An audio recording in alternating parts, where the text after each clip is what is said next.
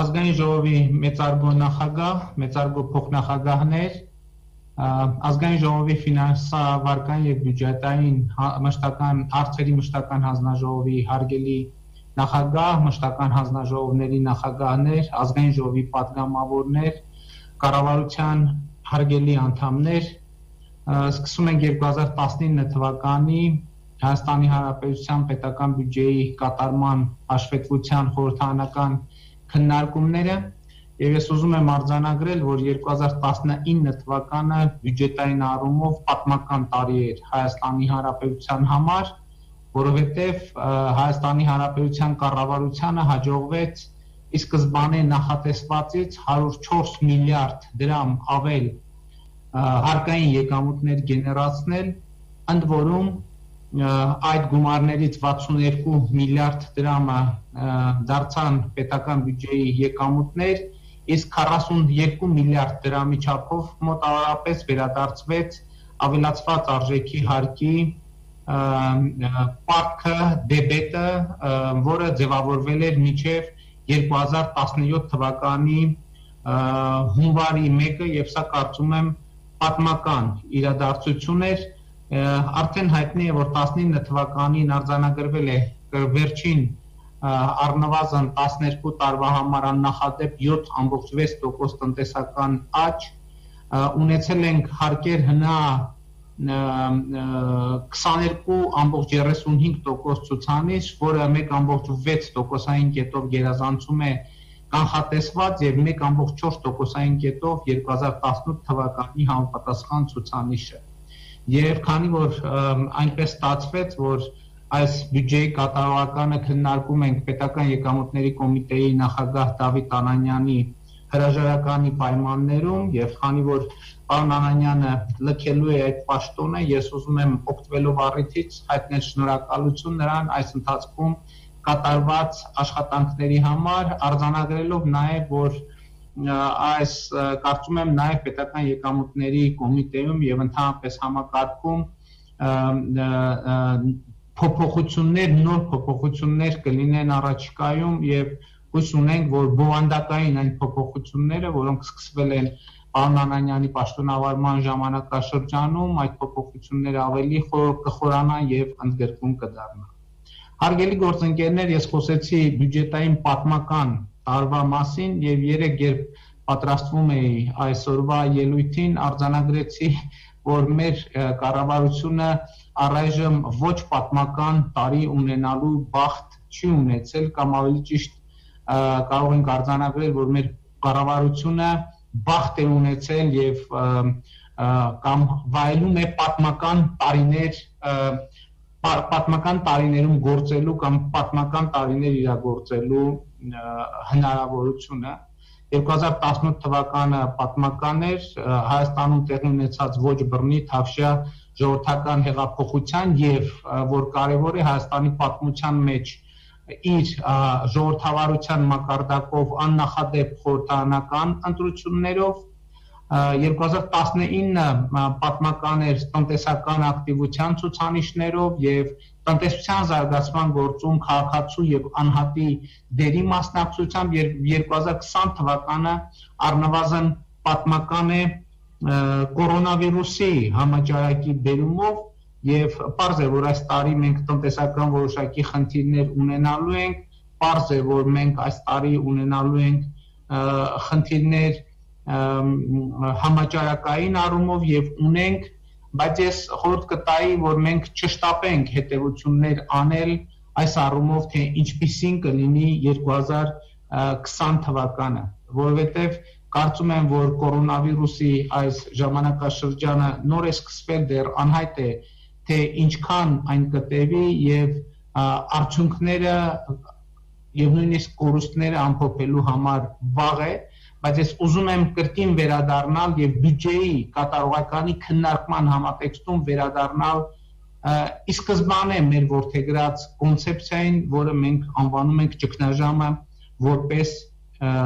հնարավորություն, որովհետեւ ես կարծում եմ, որ հիմա հենց այս Հայաստանի Հանրապետությունում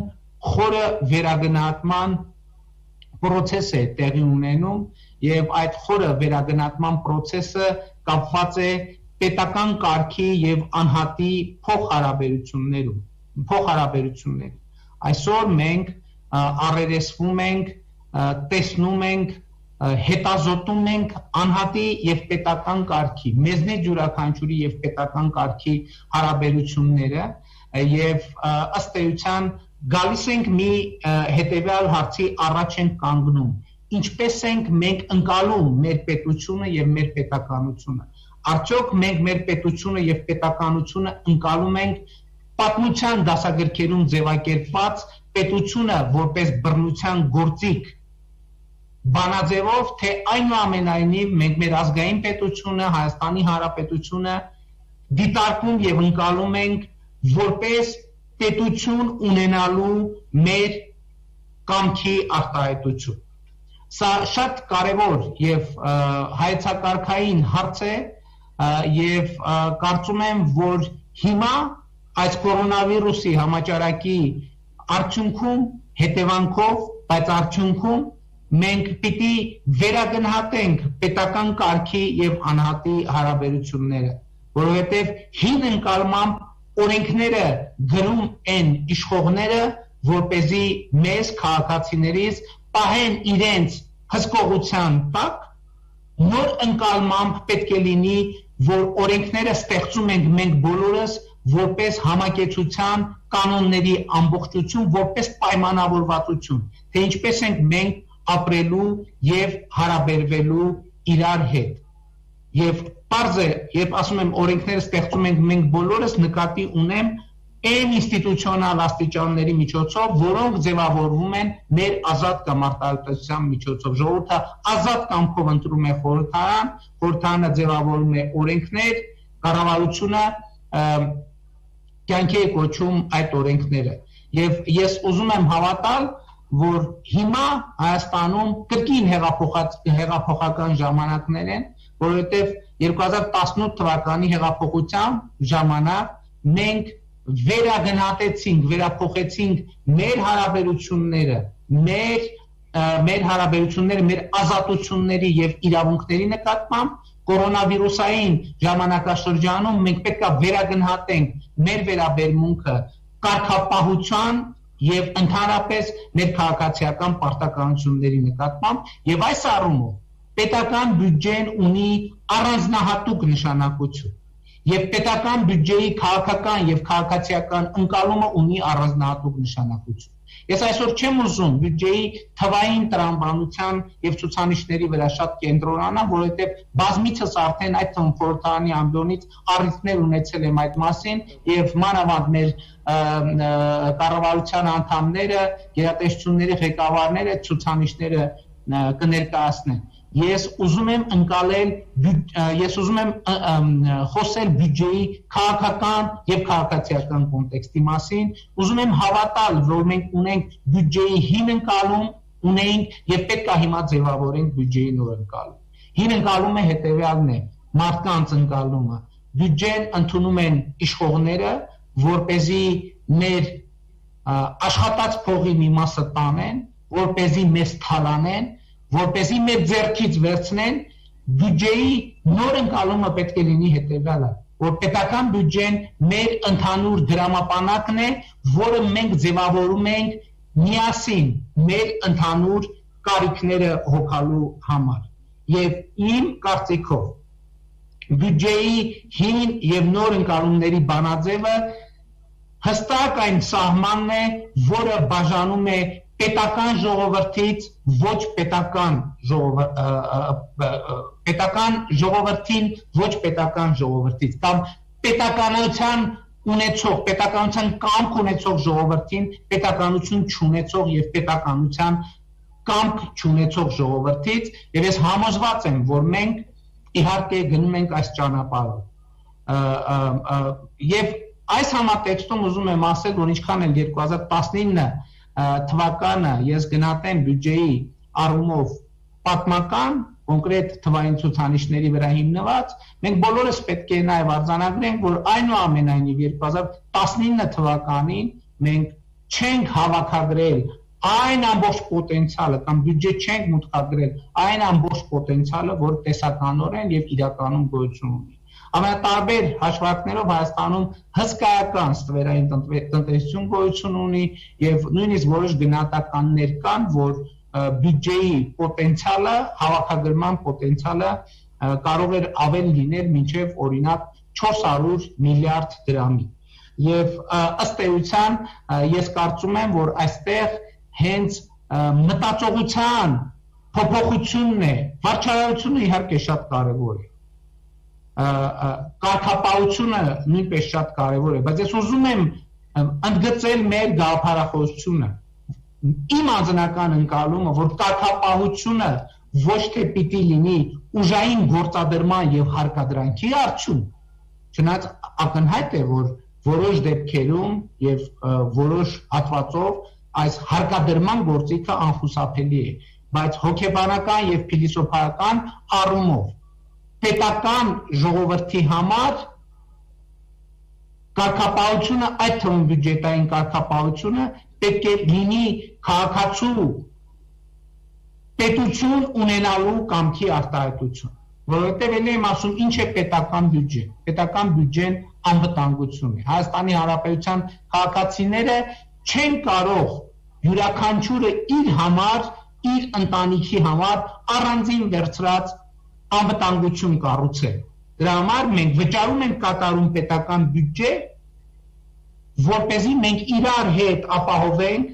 այդ գումարներով եւ ծախսերով մեր համընդհանուր, մեր հավաքական անվտանգությունը։ Համաձայնեք, անտրամաբանական կլիներ, եթե մենք ակնկալեինք, որ ամեն ընտանիք վերցրում է մեր պետական սահմանի մի հատված եւ ընտանիքի անդամներով հերթապահելով պաշտպանում են այդ սահմանը։ Դրա համար մենք հարկերի ձևով վճարումներ ենք կատարում, որպեսզի կառավարությունը իրականացնի մեր այդ ընդհանուր կարիքը։ Ընդ որում ուզում եմ ընդգծել, այդ կարիքը ընդհանուր է, անկախ սոցիալական վիճակից, անկախ կուսակցական պատկանելությունից, անկախ մասնագիտությունից, տարիքից, առողջական վիճակից, նույն տրամաբանությամբ, եթե որևէ մեկը ուզում է Հայաստանի Հանրապետությունում A կետից տեղաշարժվել B կետը, պայմանականորեն ենթադրենք Սևանից գալ Երևան, անտրամաբանական կլիներ, եթե յուրաքանչյուր տեղափոխվող կամ յուրաքանչյուր ընտանիք ինքը իր համար իր սեփական ճանապարհը կառուցել։ Նախ հնարավոր չի, երկրորդն էլ դա կլիներ խիստ արդյունավետ։ Դրա համար մենք միասին կատարում ենք վճարումներ, որպեսզի մենք միասին կառուցենք մեր ընդհանուր դրամապանակից, որն է պետական բյուջեն, կառուցենք մեր ընդհանուր ճանապարհը։ Եվ նույն կերպ կրթական համակարգը, նույն կերպ իրավակարգը եւ այդպես շարունակ։ Եվ շատ կարեւոր է, որ բյուջեի նկատմամբ եւ պետական կարգի նկատմամբ վերաբերմունքը փոխվի։ Եվ ես հույս ունեմ, որ 2019-ին այդ process-ը սկսել է, չնայած գիտեմ, որ տասնյակ եւ նույնիսկ 100 հազարավոր մարդիկ 2019 թվականին ի հեճուկս իրենց իսկ կատարած հեղափոխության եւ ի հեճուկս կառավարության կոչերի շարունակել են չթողարկել եւ չպահանջել հսկիչ դրամարկղային կտրոններ, շարունակել են դուրս չգրել ուղեկցող փաստաթղթեր եւ այլն եւ այսպես շարունակ։ Բայց ես ուզում եմ, որ մենք բյուջետային քննարկումները, այդ թվում խորհրդարանական քննարկումները ոչ միայն հաշվապահական կատարման եւ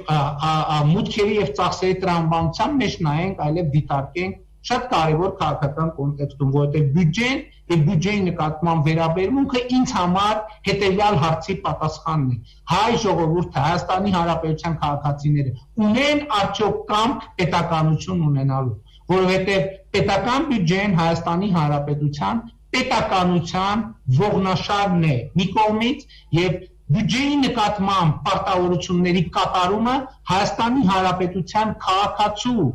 արտահայտած կամ չարտահայտած կամքն է պետականություն ունենալու վերաբերյալ։ Եվ ես այս առումով ուզում եմ ասել, որ վերջին տարիների, վերջին 1.5 տարվա քննարկումների համատեքստում պետք է էական փոփոխություն տեղի ունենա նաև պետական պաշտոնյաների, աշխատավարձերի եւ նրանց կատարվող վճարումների վերաբերմունքի համատեքստում, որովհետև Հայաստանի Հանրապետության քաղաքացին պետք է ուզենա, որ Հայաստանի Հանրապետության պաշտոնյան այն պայմանով եւ պայմանավորվածությամբ, որ մենք բացառում ենք Հայաստանում կրկին կոռուպցիոն բուրգի արկայությունը, Հայաստանի Հանրապետության քաղաքացին պետք է ուզենա, պետք է պահանջի, պետք է ցանկանա, պետք է պատրաստական լինի, որ պետական պաշտոնյաները պետք է ստանան բարձր աշխատավարձ, որովհետեւ դա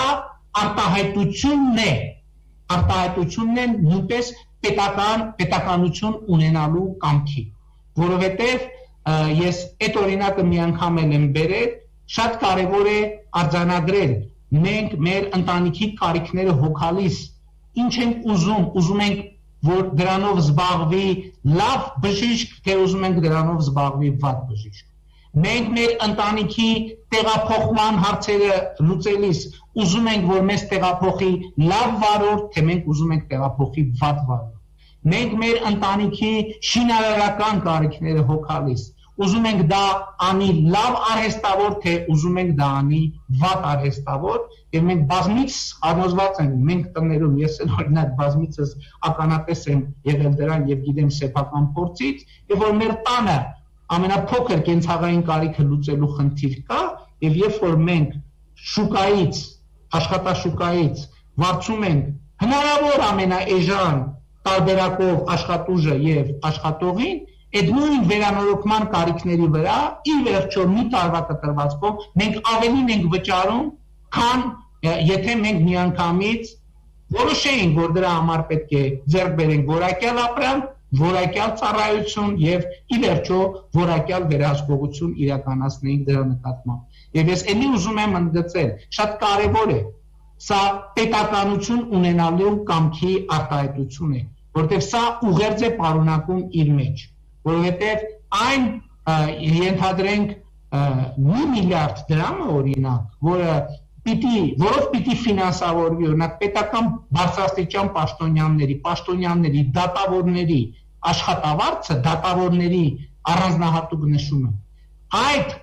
Դա որպես գումար Հայաստանի Հանրապետության 3 միլիոն քաղաքացիների կյանքում ոչինչ չի կարող փոխել, բայց այդ գումարով որակյալ պաշտոնյաների, որակյալ ծառայողների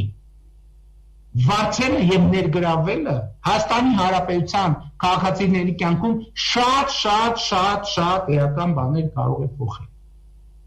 Եվ սա է մեր գործողությունների տրամաբանությունը, եւ ես ուզում եմ ասել, որ ելի ճգնաժամը որպես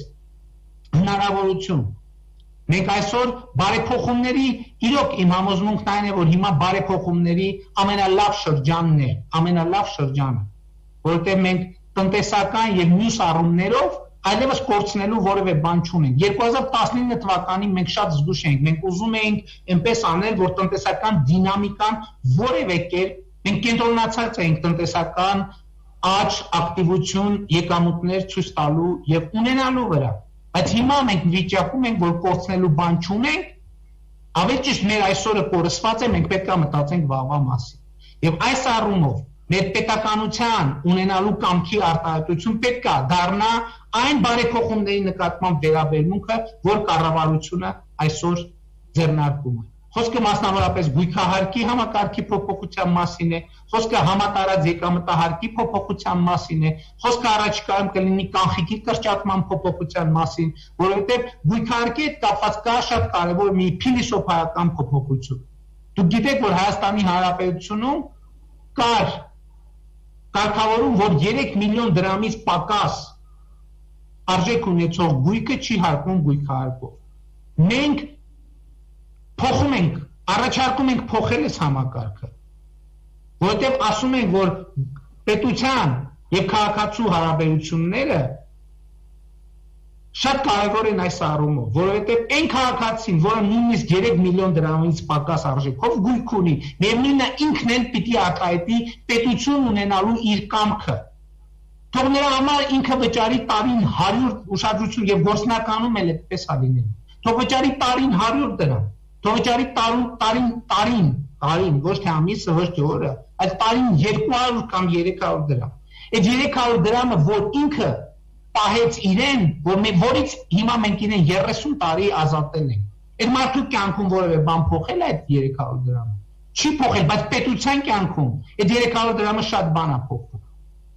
Պետություն ունենալու քաղաքացիների կամքը արտահայտելու առումով շատ կարևոր բան է փոխում։ Եվ հիմա ես շրջադարձային եմ համարում այս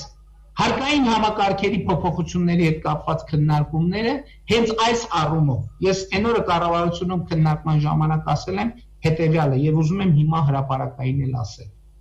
Այս փոփոխությունների կոնտեքստում մենք չենք լուծում ուղղակի ինչքան հարկային եկամուտ հավաքենք կամ չհավաքենք հարցը։ Մենք լուծում ենք մի հարց։ Արդյոք 20 տարի հետո